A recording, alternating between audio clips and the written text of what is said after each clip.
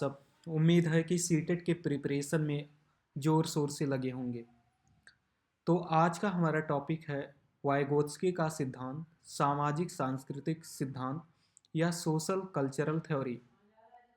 क्या आप जानते हैं कि पहले भाषा आती है, बाद में विचार आता है। ये इसी बात को वाइगोत्स्की कहते हैं। सो लेओ वाइगोत्स्की एक रूसी मनोवैज्ञानिक थे जिन्होंने सामाजिक सांस्कृतिक सिद्धांत प्रस्तुत किया। यह सिद्धांत बताता है कि बच्चा अपने समाज और संस्कृति के साथ अंतःक्रिया करके, इंटरेक्शन करके कैसे सीखता है। वाइगोत्स्की के अनुसार सबसे पहले सामाजिक विकास होता है, बाद में मानसिक विकास होता है। इन्होंने इसके लिए दो कॉन्सेप्ट दिए: समीपस्थ विकास का क्षेत्र ZPD, zone of proximal development. So वास्तविक विकास स्तर और संभावित विकास स्तर के बीच के अंतर को समीपस्थ विकास का क्षेत्र कहते हैं। मान लीजिए बच्चा अकेले साइकिल नहीं चला सकता, लेकिन जब उसके पापा पीछे से पकड़ लेते हैं तो वह चलाना सीख जाता है। तो यही जेडपीडी है, जब बच्चा किसी की मदद से सीखता है। स्कैफोल्डिंग सीखने की प्रक्रिया में बच्चे को दी जाने वाली अस्थायी सहायता होती है। वह उसके माता पिता, टीचर या फ्रेंड से दी जाती है। जैसे जब टीचर या माता पिता थोड़ी थोड़ी मदद करते हैं और वह धीरे धीरे छोड़ देते हैं, तो उसे ढांचा या स्कैफोल्डिंग कहते हैं।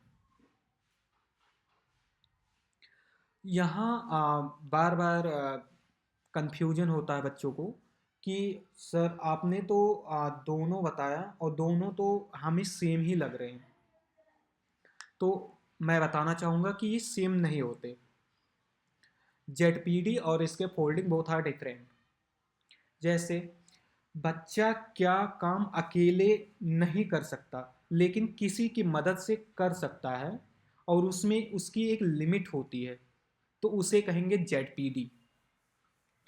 अब इसके फोल्डिंग जो है, जिसमें बच्चा को जेडपीडी तक पहुंचाया जाता है किसी सहायता द्वारा। इसके फोल्डिंग एक लैडर की तरह काम करता है, सीढ़ी की तरह काम करता है।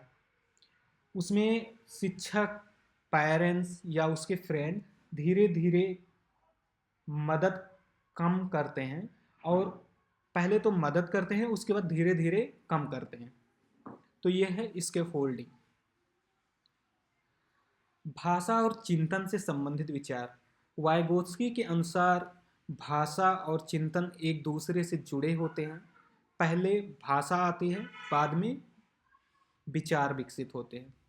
भाषा एक संज्ञानात्मक विकास को सुगम बनाती है।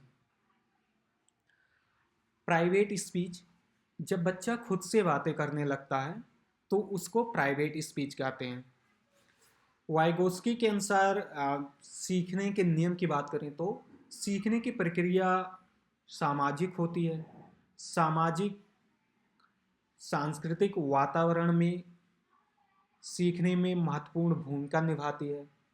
यह एक सक्रिय प्रक्रिया है, ना कि निष्क्रिय।